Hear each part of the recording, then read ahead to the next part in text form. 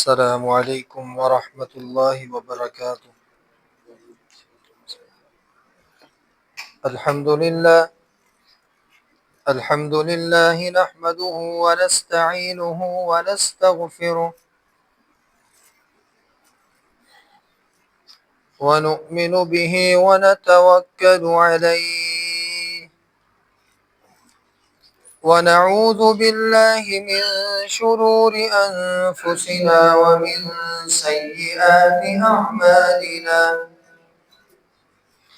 من يهده الله فلا مضل له ومن يضلله فلا هادي له، وأشهد أن لا إله إلا الله وحده لا شريك له، وأشهد أن محمدا عبده ورسوله۔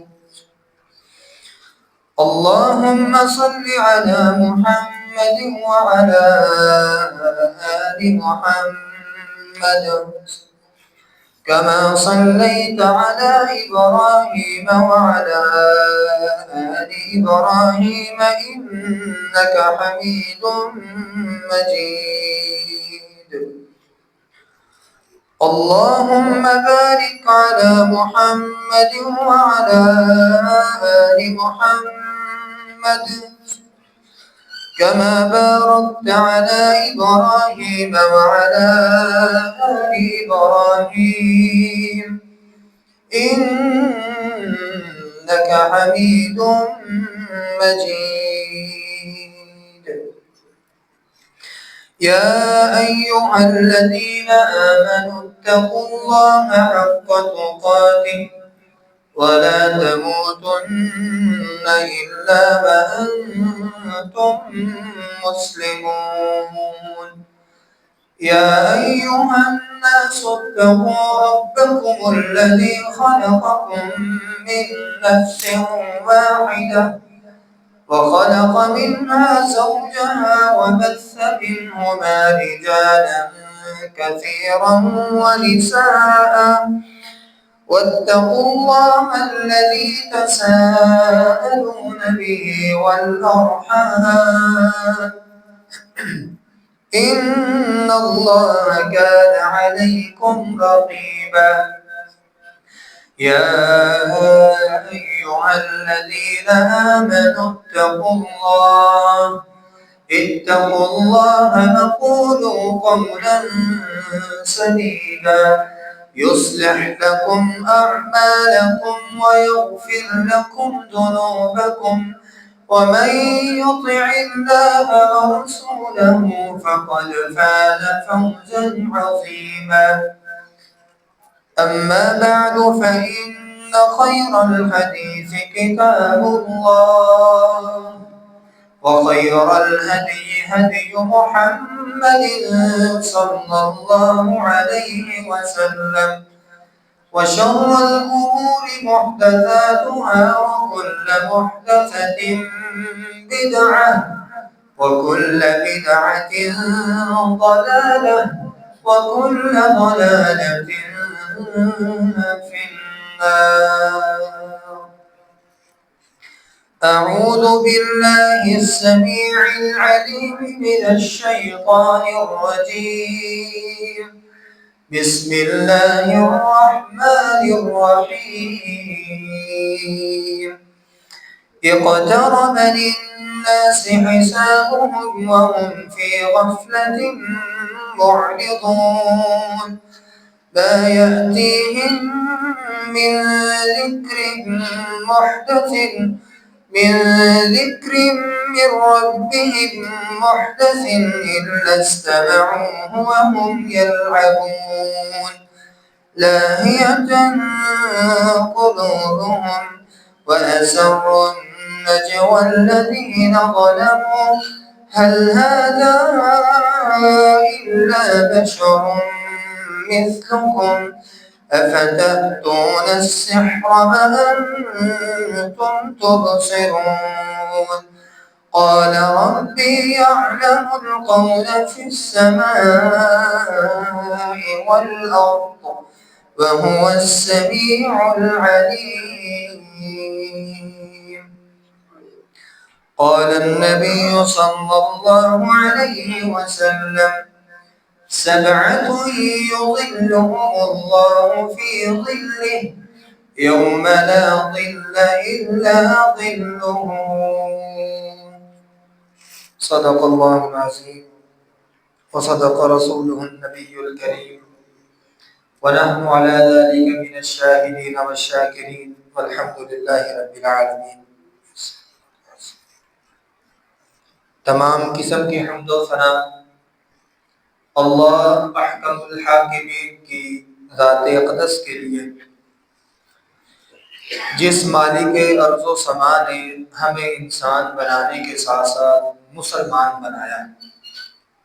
انگن لا تعداد بے حد و حساب درود و سلام آقا دو جہاں، انبیاء کے سردار، ختم نبوت کے تاجدار جناب محمد الرسول اللہ صلی اللہ علیہ وسلم کی ذات گرامی پر، جن کو اللہ تعالیٰ نے قرآن جیسی کتاب ہدایت دے کر اس دنیا کائنات کی اصلاح کے لیے مبعوث فرمایا ہوا، تاکہ رسول اللہ صلی اللہ علیہ وسلم انسانوں کو انسانیت کا درس دیتے ہوئے ایک اللہ وحدہ لا شریک کی پہچان کرواتے ہوئے، لوگوں کو جہنم سے بچاتے ہوئے اور جنت کے راستے پہ چلاتے ہوئے ان کی رہنمائی فرمائیں۔ محترم بھائیوں، ہمارا ایمان ہے جس طرح اللہ تعالیٰ نے ہمیں اس دنیا کے اندر بھیجا ہے، اسی طرح ہم نے اللہ کی طرف دوبارہ لوٹ کر جانا ہے، اور قیامت کا دن برپا کیا جائے گا۔ قیامت کے دن اللہ کی عدالت لگ جائے گی۔ ہم نے اس دنیا کے اندر جو بھی بویا ہوگا اللہ کی عدالت میں ہم وہی کاٹیں گے، اور یقینی بات ہے اللہ تعالیٰ اس نقشے کو قرآن مجید میں بیان کرتے ہیں، اقترب للناس حسابهم وهم فی غفلۃ معرضون۔ کیا ہو گیا لوگوں کو؟ ان کے حساب و کتاب کا دن قریب تر ہے، لیکن لوگوں کی حالت یہ ہے وهم فی غفلۃ معرضون، وہ غفلت کا شکار ہے، وہ اللہ تعالیٰ سے دور بھاگتے نظر آتے ہیں، اللہ سے اور رسول اللہ صلی اللہ علیہ وسلم سے بغاوت کرتے نظر آتے ہیں۔ ان کو یہ نہیں پتا کہ ان کے حساب و کتاب کا دن قریب تر ہے، اور وہ دن اتنا کٹھن دن ہوگا، اس کا ایک دن 50,000 سال کے برابر ہوگا۔ یہ نہیں پتا کہ وہ 50,000 سال کی مسافت، وہ 50,000 سال کی حدود دنیاوی دنوں کے برابر ہوگی، یا پھر ان کی اللہ تعالی نے حدود واضح کی نہیں کہ وہ 50,000 سال کی کیفیت کیسی ہوگی۔ اور ہوگا کیا؟ سورج سوا نیزے پہ ہوگا۔ آپ صلی اللہ علیہ وسلم نے فرمایا کہ لوگ اپنے پسینوں کے اندر شرابور ہوں گے، کچھ لوگ اپنے ٹخنوں تک اپنے پسینوں میں ڈوبے ہوں گے، کوئی گھٹنوں تک، اور بعض لوگ ایسے ہوں گے جو اس دن اپنے ہی پسینوں کے اندر غوطے کھا رہے ہوں گے۔ اور وہ دن ایسا ہوگا جس دن اللہ تعالیٰ سب سے زیادہ غصے میں ہوں گے۔ اس دن اللہ تعالیٰ کو سب سے زیادہ غصہ ہوگا، اور ہر انسان کو اپنی پڑی ہوگی، کوئی نبی ہو، ولی ہو، کوئی نیک ہو، متقی ہو، ہر بندہ ادھر اپنی ہی سوچے گا، نفسا نفسے کا عالم ہوگا. وَلَا تَزِرُ وَازِرَةٌ وِزْرَ أُخْرَى. وہ دن ایسا ہوگا کہ کوئی بندہ دوسرے کا بوجھ اٹھانے کے لیے تیار نہیں ہوگا. یوم یفر المرء من اخیہ وامہ وابیہ وصاحبتہ وبنیہ. وہ دن ایسا ہوگا کہ بہن اپنے بھائی سے بھاگے گی، بیٹا اپنے باپ سے بھاگے گا، باپ اپنے بیٹے سے دوڑے گا. وہ ماں جو دنیا کے اندر اس کے لیے جان قربان کرنے کے لیے تیار ہے، وہ دن ایسا کٹھن ہوگا، یہ ماں بھی اس دن اپنے بیٹے کو چھوڑ کے بھاگ جائے گی، کہیں مجھ سے ایک نیکی نہ مانگ لے. وہاں کوئی کسی کا نہیں ہوگا. وہاں کام آئے گا تو عرش عظیم کا سایہ کام آئے گا، اللہ کی رحمت کام آئے گی، وہاں اللہ کی نصرت کام آئے گی. وہاں نہ کوئی نبی کام آئے گا، نہ کوئی ولی کام آئے گا، نہ کوئی متقی، کوئی صالح، کوئی کام نہیں آئے گا. وہاں کام آئے گی تو صرف رب کی رحمت کام آئے گی. محترم بھائیوں، اسی اثنا کے اندر جب لوگ اللہ کے غصے کی تاب نہ لاتے ہوئے اپنے پسینوں میں شرابور ہوں گے، غوطے لگا رہے ہوں گے، ان میں سے کچھ ایسے خوش نصیب بھی ہوں گے جن کو رب تعالیٰ اپنے عرش کا سایہ نصیب کریں گے. اس دن کوئی سایہ نہیں ہوگا، کوئی سایہ دار جگہ نہیں ہوگی، اور وہاں صرف سایہ ہوگا تو وہ بھی اللہ کے عرش کا سایہ ہوگا، اور وہ سایہ ہر بندے کو نصیب نہیں ہوگا. رسول اللہ صلی اللہ علیہ وسلم نے فرمایا وہ دن اتنا کٹھن ہوگا، لیکن اس دن کچھ لوگ خوش نصیب ہوں گے. سبعۃ یظلھم اللہ فی ظلہ یوم لا ظل الا ظلہ. وہ 7 قسم کے لوگ ہیں جب کوئی سایہ نہیں ہوگا، رب تعالیٰ ان کو اپنے عرش کا سایہ نصیب عطا کریں گے. پہلا ان میں سے شخص فرمایا الامام العادل، جو عدل کرنے والا حاکم ہے. اس کا قطعاً مطلب یہ نہیں کہ اگر ہمارے وزیر اعظم، ہمارے صدر، ہم کہیں کہ یہ حدیث صرف اس کے اوپر فٹ ہوتی ہے تو اس کا مطلب قطعاً یہ نہیں. اللہ تعالیٰ نے جس بندے کو کسی شعبے کا، کسی گھر کا، کسی دکان کا، کسی فیکٹری کا، کسی ملک کا حاکم بنایا ہے، اس کو ذمہ داریاں سونپی ہیں، رب تعالیٰ کا یہ حکم ہر اس بندے کے اوپر لاگو ہوتا ہے کہ عدل کرنے والا بندہ وہ قیامت کے دن اللہ کے عرش کے سائے میں ہوگا. اور عدل کیسا ہونا چاہیے؟ اللہ قرآن مجید میں بیان کرتے ان اللہ یأمر بالعدل. اللہ تعالیٰ مومنوں کو، لوگوں کو عدل کا حکم دیتے. وہ عدل ہونا کیسا چاہیے؟ فرمایا وَإِذَا حَكَمْتُمْ بَيْنَ النَّاسِ أَن تَحْكُمُوا بِالْعَدْلِ. جب بھی تم لوگوں کے درمیان کوئی فیصلہ کرو، لوگوں کے لیے تمہیں بڑا بنایا جائے، حاکم بنایا جائے، سرکوب بنایا جائے، تمہارے پاس کوئی فیصلہ لایا جائے، وَإِذَا حَكَمْتُمْ بَيْنَ النَّاسِ أَن تَحْكُمُوا بِالْعَدْلِ. لوگوں کے درمیان میرٹ پہ فیصلہ کرنا ہے، عدل و انصاف کے پیمانوں کے اوپر فیصلہ کرنا ہے. تمہاری بات وہ ہو وَإِذَا قُلْتُمْ فَاعْدِلُوا وَلَوْ كَانَ ذَا قُرْبَىٰ. تمہاری بات سے عدل کی، انصاف کی خوشبو آنی چاہیے. وَلَوْ كَانَ ذَا قُرْبَىٰ. چاہے تمہارے آگے کوئی تمہارا اپنا ہی کیوں نہ کھڑا ہو، تمہاری زبان عدل و انصاف کو کبھی چھوڑتے نظر نہیں آنی چاہیے. اگرچہ اس کے خلاف فیصلہ نظر آتا ہے کرے، لیکن جہاں تو کام ہی الٹا ہے.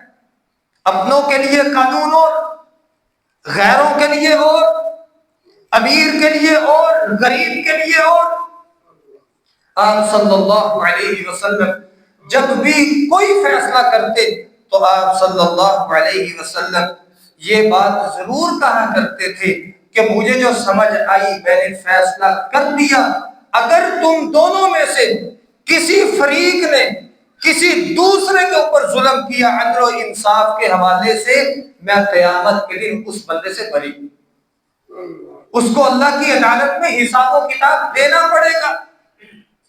اور ایک روایت میں کہ جس نے ایک بالشت زمین کسی کے ساتھ ظلم و ستم کرتے ہوئے کسی کی غصب کر لی، قیامت کا دن ہوگا اللہ تعالیٰ اس کو 7 زمینوں کا توپ پہنا دیں گے۔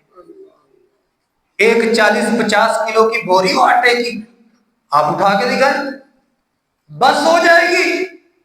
نہیں اٹھا سکیں گے، ہماری کمر جواب دے دے گی، ہماری پشت اٹھانے سے انکار کر دے گی۔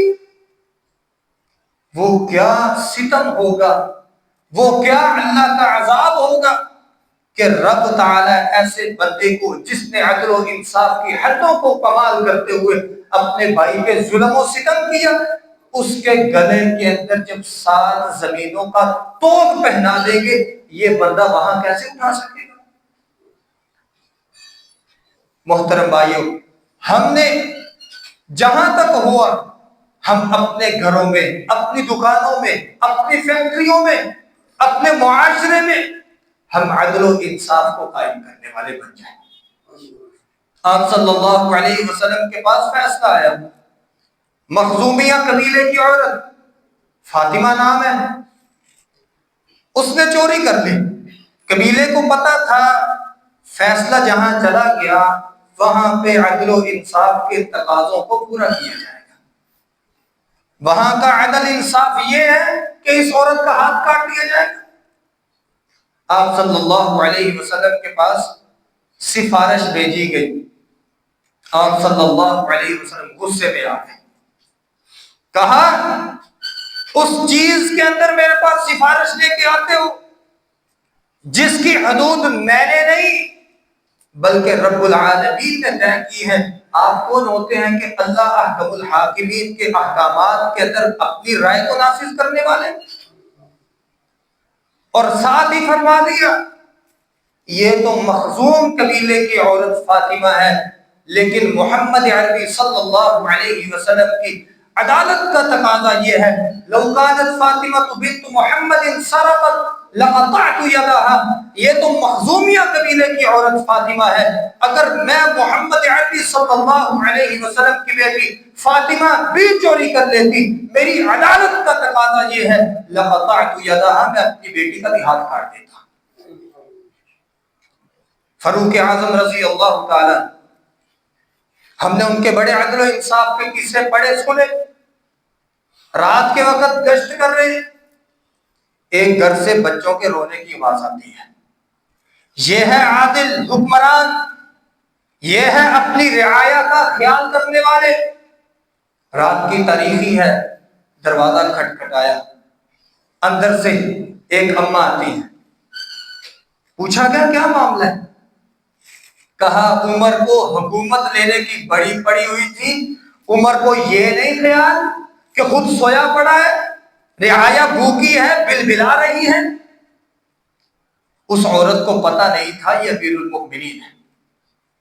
اللہ اکبر کبیرہ، ہم جیسا کوئی ہوتا ہم تو شاید اس عورت کے ساتھ ظلم و بربریت کا پہاڑ ڈالتے۔ امیر المؤمنین 22 لاکھ مربع میل کا حاکم، اس کے عدل و انصاف کی کیفیت یہ ہے، اس عورت کو کہا کہ عمر کے اوپر کیوں ایسی باتیں کرتی ہے؟ کہا ہاں کروں گی، اس کو حکومت کا تو پتا تھا کہ حکومت لینی ہے، خلیفہ بننا ہے، مسلمانوں کے اوپر اپنا حکم جاری کرنا ہے، اس کو یہ نہیں پتا کہ اس کی رعایا بھوکی سو رہی ہے۔ فاروق اعظم رضی اللہ تعالی بیت المال میں گئے، اپنے کندھے مبارک کے اوپر بوری اٹھائی راشن کی۔ صحابہ کہنے لگے امیر المؤمنین کیا کر رہے ہیں؟ حاکم وقت ہیں آپ امیر المؤمنین ہیں، آپ یہ بوری ہمارے کندھوں پہ اٹھوا دیں۔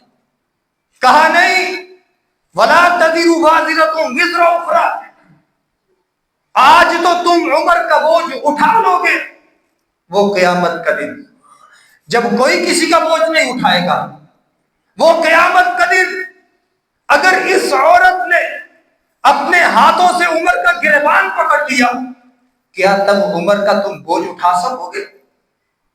کہا نہیں، آج وقت ہے، میں ان کا حاکم ہوں، امیر المؤمنین ہوں، یہ میرا کام ہے کہ میں خود اپنے کندھے کے اوپر اٹھا کے اس بڑھیا عورت کے گھر کے اندر راشن چھوڑ گیا۔ یہ ہے عدل انصاف۔ اور قیامت کا دن ہوگا، آپ صلی اللہ علیہ وسلم نے فرمایا ان احب الناس الى اللہ یوم القیامہ، قیامت کا دن اللہ کو سب سے زیادہ پسندیدہ لوگ وہ ہوں گے جو دنیا کے اندر جب بھی فیصلہ کرتے ہیں وہ عدل و انصاف کے تقاضوں پہ کرتے ہیں۔ فرمایا یہ لوگ اللہ کو بڑے پسند ہوں گے، اور اتنے پسند کہ رب تعالیٰ ان کے لیے نور کے ممبروں کا اہتمام کریں گے۔ یہ لوگ کہاں بیٹھے ہوں گے؟ نور کے ممبروں پہ۔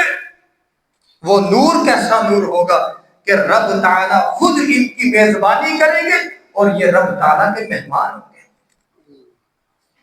پہلا کام، ہم اپنے معاشرے کے اندر عدل و انصاف کو قائم کرنے والے بن جائیں۔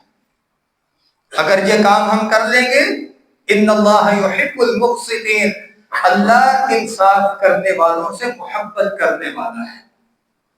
جس سے رب محبت کرے، اللہ تعالیٰ فرشتوں کو بلاتے ہیں، فرشتوں کے سردار کو، اے فرشتوں کے سردار، میں اس بندے سے محبت کرتا ہوں، تو بھی کر۔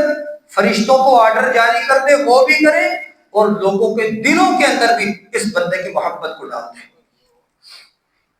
کتنی بڑی نعمت، تحفہ اللہ کی طرف سے، بشرطے کہ ہم اپنے گھروں میں، اپنی دکانوں میں، اپنی فیکٹریوں کے اندر ہم عدل و انصاف کے تقاضوں کو پورا کرنے والے بن جائیں۔ دوسرا وہ خوش نصیب جو قیامت کے دن جب کوئی سائبہ نہیں ہوگا، جو اللہ کے عرش کے سائے کے اندر ہوگا۔ فرمایا وَرَجُلٌ نَشَأَ بِعِبَادَةِ اللَّهِ، وہ آدمی جو ساری زندگی رب کی عبادت کے اندر گزار کے رب کے پاس چلا گیا۔ جس طرح اللہ تعالیٰ نے قرآن مجید میں فرمایا وَاعْبُدْ رَبَّكَ حَتَّى يَأْتِيَكَ الْيَقِينُ، کائنات والو اپنے رب کی عبادت کرو، حَتَّى يَأْتِيَكَ الْيَقِينُ، حتیٰ کہ موت تمہارے پاس آ جائے۔ اپنے رب کی عبادت کے اندر زندگی گزار دو۔ کیوں؟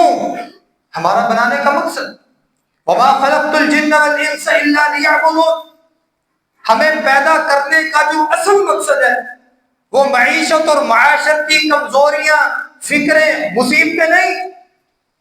ہمارا اصل بنانے کا مقصد، پیدا کرنے کا مقصد وہ یہ ہے وَمَا خَلَقْتُ الْجِنَّ وَالْإِنسَ إِلَّا لِيَعْبُدُونِ، اللہ تعالیٰ نے جن و انس کو اپنی عبادت کے لیے پیدا کیا، ان کے پیدا کرنے کا دوسرا کوئی مقصد نہیں تھا۔ اگر بندہ اپنے مقصد کو فوت کر کر رب کے پاس چلا جائے تو پھر بتلائیں قیامت کے دن اس بندے کے نصیبے میں رب کے عرش کا سایہ کیسے ہو سکتا ہے؟ وَرَجُلٌ نَشَأَ بِعِبَادَةِ اللَّهِ، وہ بندہ جو ساری زندگی اپنے رب کی عبادت میں لگا رہا، فرمایا اس بندے کے لیے بھی اللہ کے عرش کا سایہ ہوگا۔ لیکن ہم کیا کرتے ہیں؟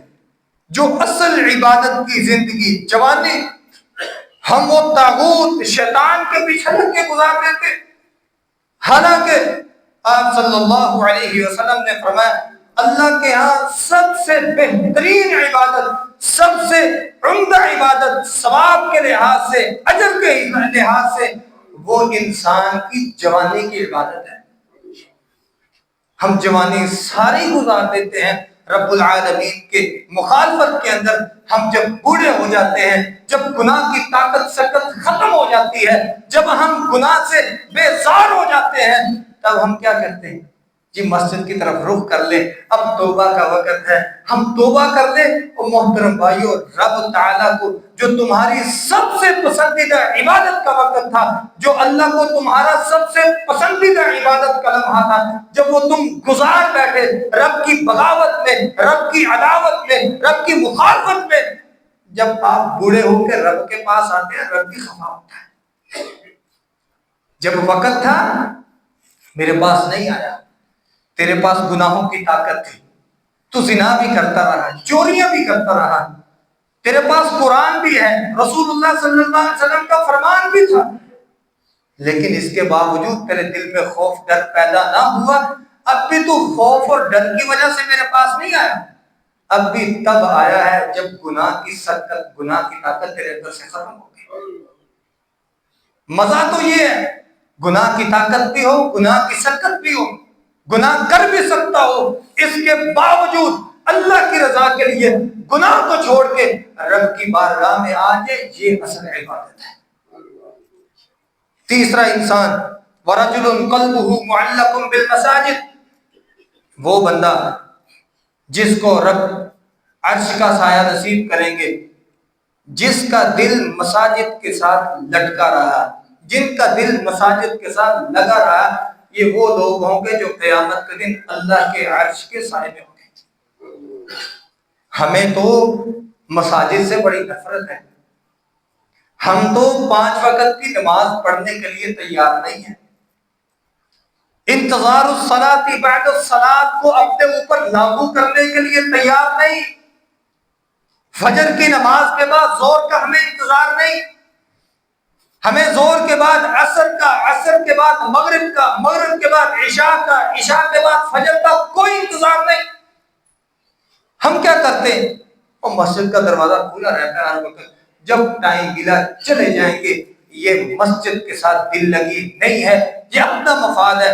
جب اپنا فائدہ نظر آیا اپنے فائدے میں لگا رہا، جب دیکھا گاہک تھوڑے ہیں اب کو اتنا فائدہ نظر نہیں آتا، چلو چلتے ہیں مسجد میں جاتے ہیں اللہ اللہ کرتے ہیں.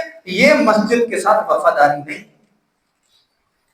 فرمایا وَرَجُلٌ قَلْبُهُ مُعَلَّقٌ بِالْمَسَاجِدِ، جو مساجد کے ساتھ اس کا دل لگا رہتا ہے، مساجد کے اخراجات کا خیال کرنے والے، مساجد کے اوپر خرچ کرنے والے، اللہ کے راستے میں اللہ کے گھروں کو آباد کرنے کے لیے دن رات محنت کرنے والے. اور یہ وہ جگہ ہیں جو اللہ کو سب سے زیادہ پسندیدہ جگہ ہیں. فرمایا اللہ کے ہاں سب سے بدترین جگہیں بازار ہیں، یہ شیطانوں کے گھر ہیں، اس میں شیطان سرکش ہو کے پھر رہا ہوتا ہے، شیطان لوگوں کو گمراہی کے رستوں پہ چلاتا پھرتا ہے. لیکن رب کے ہاں جو سب سے بہترین جگہ ہے وہ مسجد ہے. جب بندہ مسجد میں آ جاتا ہے، جب بہترین جگہ پہ آ جاتا ہے تو رب تعالیٰ اپنے فضل سے اس بندے کو بہترین بنا بھی دیتے ہیں. تو محترم بھائیوں، ہم اپنی مساجد کا خیال کرنے والے بھی بن جائیں. اپنی مساجد کو جب ضرورت ہو ہماری جان کی، ہمارے مال کی، ہم بے حساب خرچ کرنے والے بن جائیں. اور یاد رکھیے جو لوگ اپنی مساجد کو آباد کرتے ہیں اللہ تعالیٰ ان کے گھروں کو بھی آباد کر دیتے ہیں، ان کے کاروبار بھی آباد ہو جاتے ہیں، ان کے بیوی بچے ان کے فرما بردار ہو جاتے ہیں، ان کے معاملات کے اندر اللہ برکتیں نازل کرتے ہیں. اور جو مساجد کے ساتھ دل لگی نہیں کرتا وہ یاد رکھیے دنیا کے اندر کبھی سکون کی نیند، سکون کا چین نہیں حاصل کر سکتا. چوتھا بندہ جو قیامت کے دن اللہ کے عرش کے سائے میں ہوگا، رجلان تحابا فی اللہ اجتمعا علیہ وتفرقا علیہ، وہ دو بندے جو آپس کے اندر محبت کرتے ہیں رب کی رضا کے لیے. ہماری محبت تو ہے نا کاروبار کے لیے، بزنس کے لیے نہیں، یہ محبت نہیں. محبت وہ جو رب تعالیٰ کی خاطر ہو. میرا دوست نمازی ہونا چاہیے، میرا دوست پرہیزگار ہونا چاہیے، متقی ہونا چاہیے، میرا دوست حلال کی کمائی کرنے والا ہونا چاہیے، میرا دوست روزوں کا اہتمام کرنے والا ہونا چاہیے، میرا دوست شریعت کی حدوں کے اوپر پہرا دار ہونا چاہیے، پہرا دینے والا ہونا چاہیے، تاکہ جب میرا جنازہ ہو میرے جنازے میں میرے دوست آئے، لوگ اس بات کی گواہی دیں دنیا کے اندر اس نے اچھے دوست کمائے ہیں، اچھی دوستی لگا کے چلا گیا، اللہ کی رضا کے لیے ساری زندگی لوگوں کے ساتھ دین کی بنیاد کے اوپر محبت ڈال کے چلا گیا، لوگ تیری گواہی دیں گے اچھے ہونے کی، فرشتے آمین کہیں گے، تیرے لیے رب کی جنت کے دروازے کھل جائیں گے۔ اپنی دوستی اچھی بنائیں۔ رجلان تحابا فی اللہ، آپس میں محبت کریں اچھے دوستوں کے ساتھ۔ فرمایا اچھے اور برے دوست کی مثال کیسی ہے؟ مثل الجلیس الصالح، اگر تم اچھا دوست بناؤ گے اس کا فائدہ کیا ہوگا؟ اچھا دوست تمہارے لیے اس طرح ہوگا کمثل صاحب المسک، اس طرح جس طرح خوشبوئیں بیچنے والا ہے۔ فرمایا جب تک تم اس کے پاس بیٹھے رہو گے، اگرچہ وہ تمہیں خوشبو نہیں دے گا، تمہیں خوشبو کی شیشی نہیں تحفے میں دے گا، لیکن جب تک تم بیٹھے رہو گے اپنے دوست سے خوشبو تو حاصل کرتے رہو گے، خوشبو تو پاتے رہو گے اپنے دوست سے۔ اور فرمایا برا دوست وہ ہے، اس کی مثال یہ ہے کہ جیسے صاحب الکیر، بٹھی جلانے والا، بٹھی میں آگ لگانے والا، جب تک تم اس کے پاس بیٹھے رہو گے، اگرچہ تم اس کے تپش سے بلکہ اس کے دھوئیں سے بچ سکو گے، اپنے آپ کو کالا ہونے سے بچا سکو گے، مگر تم اس کے پاس جب تک بیٹھے رہو گے تم تپش کے اندر بیٹھے رہو گے، تم بے چینی کے اندر بیٹھے رہو گے۔ تو اس لیے محترم بھائیو، دوست بناؤ وہ جو تمہارے لیے دنیا میں بھی اچھا ہو، سکون کا ذریعہ ہو، تمہارے لیے نماز پنجگانہ کی پابندی کرنے والا ہو، تمہیں بھی ساتھ لے کے جائے اور کہے بھائی میں قیامت کے دن نمازوں کی وجہ سے جنت میں اکیلا نہیں جاؤں گا، تجھے بھی ساتھ لے کے جاؤں گا۔ دوستی تو یہ ہے نا، یہ نہیں اذانیں ہوئیں مجلسیں لگی ہوئی ہیں، اذانیں ہوئی اللہ بلا رہا ہے، ان دوستوں کی مجلس لگی ہوئی، مگن ہے اپنے مجلس کے اندر، یہ دوستی اللہ کے لیے نہیں۔ الحب للہ والبغض فی اللہ، محبت کرنی ہے تو اللہ کے لیے، اور کسی کے ساتھ دشمنی بھی کرنی ہے وہ بھی اللہ کی رضا کے لیے کرنی ہے۔ یہ چوتھا بندہ جو اللہ کے عرش کے سائے میں ہوگا قیامت کے دن۔ اور پانچواں وہ بندہ وَرَجُلٌ طَلَبَتْهُ امْرَأَةٌ ذَاتُ مَنْصَبٍ وَجَمَالٍ فَقَالَ إِنِّي أَخَافُ اللَّهَ، وہ بندہ کہ جس کو ایک خوبصورت مالدار عورت زنا کی طرف بلائے اور یہ بندہ کہے انی اخاف اللہ، میں اللہ سے ڈرنے والا۔ یوسف علیہ السلام کو عزیز مصر کی بیوی نے برگلانے کی کوشش کی، کیا کہا؟ قال معاذ اللہ انہ ربی احسن مثوائی انہ لا یفلح الظالمون۔ اے عورت سن، میں تیرے شر سے، تیرے فتنے سے اللہ کی پناہ میں آتا ہوں، مجھے اس کی ضرورت نہیں، جوانی بھی ہے، زنا کرنے کی طاقت بھی ہے، سب کچھ کرنے کی طاقت وسعت بھی ہے، کوئی دیکھ بھی نہیں رہا۔ اللہ اکبر کبیرہ۔ پھر بھی یوسف علیہ السلام کی سیرت یہاں ہمارے لیے بہت بڑا پیغام لے کے کھڑی۔ ان قال معاذ اللہ، میں اپنے رب کی پناہ میں آتا ہوں۔ انہ ربی احسن مثوائی، میرا رب وہ ہے جو میرے لیے اس سے بہتر ٹھکانے کا اہتمام کرنے والا ہے، اور وہ رب انہ لا یفلح الظالمون، وہ ظلم کرنے والوں کو کبھی کامیاب نہیں کرتا، ظلم کرنے والا کبھی اللہ کے ہاں کامیابی کا مقدر نہیں بن سکتا، اللہ کے ہاں اس بندے کے لیے جنت منتظر نہیں ہوتی۔ لیکن ہمارے حالات معاملات یہ ہیں، ہمارا جوان چاہتے ہی ہے، لڑکی ہے لڑکا ہے، اس کی خواہش یہ ہے سب سے خوبصورت عورت یا لڑکا میرے لیے پیغام بھیجے، اس کے پاس مال بھی ہو، پیسہ بھی ہو، حسب نسب بھی ہو، خوبصورت بھی ہو۔ آج کا نوجوان چاہتا ہی ہے، لڑکی ہے یا لڑکا، وہ چاہے گا اگر کسی عورت نے مجھے کسی بات کی طرف دعوت دی ہے، عورت مالدار ہونی چاہیے تاکہ اس سے مال لے کے کھاؤں، میرا مستقبل اچھا ہو سکے۔ لڑکی ہے تو اس کی بھی یہی خواہش۔ محترم بھائیوں، جن ہمارے بھائی نوجوانوں کی یہ خواہش ہے وہ دنیا کے اندر بہت بڑے ظلم کے اندر مبتلا ہے، اور یاد رکھیے انہ لا یفلح الظالمون، یہ ایسے ظالم ہیں کہ رب تعالیٰ ان کو کبھی کامیاب نہیں کرے گا۔ ایک حدیث کے مطابق وہ تین بندے جو غار میں پھنس چکے تھے، تو انہوں نے سوچا کیوں نہ ہم کوئی اپنی نیکی کا رب سے واسطہ ڈال کے اس پتھر کے ہٹانے کی دعا کر لیں۔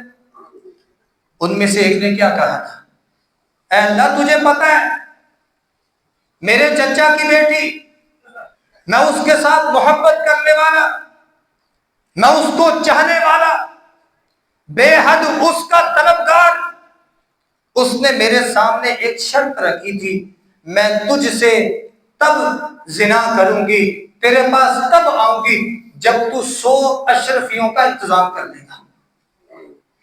کہا یا اللہ میں نے بڑی دیر اشرفیوں کا اہتمام کیا تاکہ اس کو اپنے بستر پہ لے آؤں، جب میرے پاس 100 اشرفیاں آ گئی میں نے اس کو دعوت دی، جب وہ میرے پاس آئی میں اس کی رانوں کے درمیان بیٹھا، اس عورت کی ٹانگیں کانپ رہی تھی۔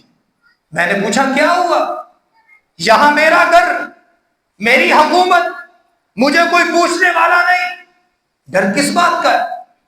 کہا میں اس اللہ سے ڈرتی ہوں جس نے مجھے یہ جان دی ہے، اس اللہ سے ڈرتی ہوں کہ قیامت کا دن اگر اللہ نے مجھ سے پوچھ لیا کہ تو نے یہ ظلم کیوں کیا تھا، کہا یا اللہ تجھے پتا ہے جب میں نے اس عورت کی یہ پکار سنی تھی تو میرا دل بھی ڈر گیا تھا، اور میں نے بھی کہا تھا اگر تو ایک عورت ذات ہو کے رب سے اتنا ڈرنے والی ہے، میں مرد ہو کے اللہ سے کیوں کر نہیں ڈرتا؟ کہا یا اللہ میں نے تیرے ڈر کی وجہ سے، تقوی کی وجہ سے میں نے اس عورت کو معاف بھی کر دیا تھا، 100 اشرفیاں بھی عطا کر دی تھی، یا اللہ میرا عمل پسند ہے تو اس پتھر کو ہٹا دے۔ اللہ نے اس پتھر کو ہٹا دیا تھا۔ محترم بھائیوں، ہمیں ان جیسے کاموں سے بچنا ہے اگر ہم نے قیامت کے دن اللہ کے عرش کا سایہ لینا ہے۔ چھٹا بندہ جو قیامت کے دن اللہ کے عرش کے سائے میں ہوگا، وَرَجُلٌ تَصَدَّقَ بِصَدَقَةٍ فَأَخْفَاهَا، وہ بندہ جو صدقہ کرتا ہے، صدقہ کرنے کے بعد اس کو چھپا لیتا ہے۔ ہم چھپاتے نہیں ہیں، ہم کسی کے اوپر 100 200 300 500 1000 کا احسان کریں تو تصویر لازمی ہے، فرض ہے، حالانکہ جدید دور ہے، اس کی تصویر کو چھپایا بھی جا سکتا ہے۔ ٹھیک ہے اگر آپ نے کسی کے ساتھ نیکی کرنی ہے، مجبوری ہے تصویر بنانا، آپ کی تنظیم کی، آپ کی جماعت کی، لیکن کم از کم اتنا خیال کریں اس بندے کی عزت کو 2 ٹکے کا نہ کریں۔ پتہ نہیں وہ اس مصیبت آفت سے پہلے کتنا امیر ہوگا، کتنے لاکھوں کی زکوٰۃ دیتا ہوگا، آج وقت اس کے اوپر آن پڑا مصیبت کا، اس کے اوپر اللہ کا عذاب آ پڑا، پتہ نہیں وہ کتنا مجبور ہے خدا کے لیے اس کی تصویر کو چھپا دیا ہے۔ اس کا مذاق نہ اڑائیں، مذاق نہ بنائیں۔ ایک مومن کی عزت، آپ صلی اللہ علیہ وسلم نے خانہ کعبہ کو مخاطب کیا تھا، تیری بڑی شان ہے، بڑی عزت ہے، بڑا مقام ہے، لوگ تیرا طواف کرنے دور دور سے آتے ہیں، لوگ دور دور سے اپنے دلوں کے اندر تیری محبت کو لٹکائے پھرتے ہیں، یاد رکھ تیرا مقام اپنی جگہ ہے، لیکن ایک مومن کی عزت تجھ سے کئی گنا زیادہ ہے اللہ کی۔ ہم 200 500 1000 کے پیچھے اس کی عزت 2 ٹکے کے بھی نہیں رہنے دیتے۔ فَأَخْفَاهَا، صدقہ کریں اس کو چھپائیں۔ چھپانا کتنا ہے؟ فرمایا تمہارے بائیں ہاتھ کو بھی نہ پتا چلے کہ دائیں نے کیا خرچ کیا ہے۔ یہ تو بائیں ہاتھ کی بات ہے، ہم تو بائیں جانب پوری دنیا کو بھی بتلاتے ہیں، دائیں جانب بھی بتلاتے ہیں، سامنے بھی بتلاتے ہیں، پیچھے بھی بتلاتے ہیں کہ میں نے 500 روپیہ اپنے بھائی کے نام تحفہ دیا، اپنے بھائی کو صدقہ کیا۔ تیری اس 500 کی اللہ کے ہاں کوئی بھوکت، کوئی ویلیو نہیں، اللہ تیرے اخلاص کو دیکھے گا۔ فرمایا ایک بندہ ایک کھجور کا ٹکڑا رب کی رضا کے لیے اپنے حلال مال سے خرچ کرتا ہے، رب تعالی یریمھا، اس کی پرورش کرتے اپنے ہتھیلی کے اندر، رب تعالی اپنی ہتھیلی کے اندر اس کی پرورش کرتے ہیں، حتیٰ کہ وہ بہت بڑا پہاڑ بن جاتا ہے۔ ایک روایت کے مطابق اعظم الجبل، وہ بہت بڑے پہاڑ سے بھی بڑھ جاتا ہے۔ قیامت کا دن ہوگا، بندہ حیران تو ہوگا کہ یا تو ایک ٹکڑا تھا رب کی رضا کے لیے خرچ، یہاں اتنا بڑا پہاڑ بن گیا. جہاں ایک ایک نیکی کی ضرورت ہوگی وہاں جب بندے کو اتنا بڑا پہاڑ مل جائے گا انشاءاللہ وہی پہاڑ اس بندے کے لیے جنت جانے کا سبب بن جائے گا. صدقہ کریں. اور ہمارا عقیدہ یہ ہے کہ مانگتے رہتے ہیں لوگ, یہ مولوی چندے مانگتے رہتے ہیں اور مساجد کے لیے, مدارس کے لیے, یہ جی آفت آتی رہتی ہے. میں یہ کہنا رہتا ہوں دنیا کے اندر رسول اللہ صلی اللہ علیہ وسلم نے فرمایا یہ ہاتھ دینے والا اس ہاتھ سے کئی گنا زیادہ بہتر ہے. آپ خوش نصیب ہیں اگر آپ کے پاس کوئی لینے آتا ہے, آپ خوش نصیب ہیں.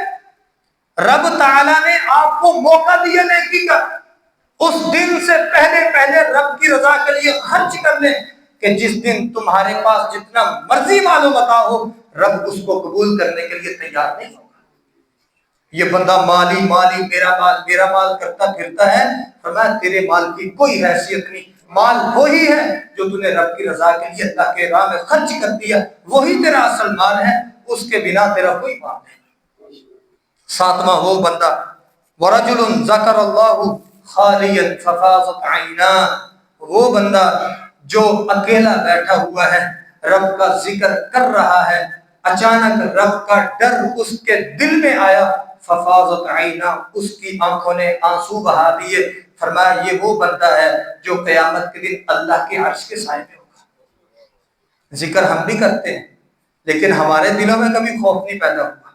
وہ اس لیے ہمیں ذکر سے زیادہ اپنے کاروبار کی فکر ہے. نماز کے اندر بھی ہمارے خیالات دکانوں میں ہوتے ہیں, ذکر کرتے ہیں ہمارے ذہن اپنی دکانوں کاروبار کے اندر پھر رہے ہوتے ہیں.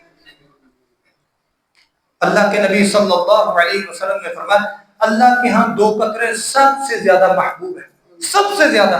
فرمایا ایک وہ قطرہ, ایک بندہ اللہ کی رضا کے لیے قتال کرتا ہے, شہید ہوتا ہے, اس کو تلوار تیر لگتا ہے, وہ قطرہ خون کا زمین میں بعد میں گرتا ہے, رب تعالیٰ اس کو معاف پہلے کر دیتے ہیں. اور دوسرا قطرہ وہ ہے کہ انسان رب کی رضا کے لیے رب کے سامنے ہاتھ اٹھا کے رب کا ذکر کر رہا ہے, اللہ کا خوف اس کے دل میں پیدا ہوا اور خوف سے اس کی آنکھوں نے آنسو بہا دیے. فرمایا یہ قطرہ اتنا پسند ہے اللہ تعالیٰ ایسی آنکھوں کے اوپر جہنم کی آگ کو حرام کر دیتے ہیں.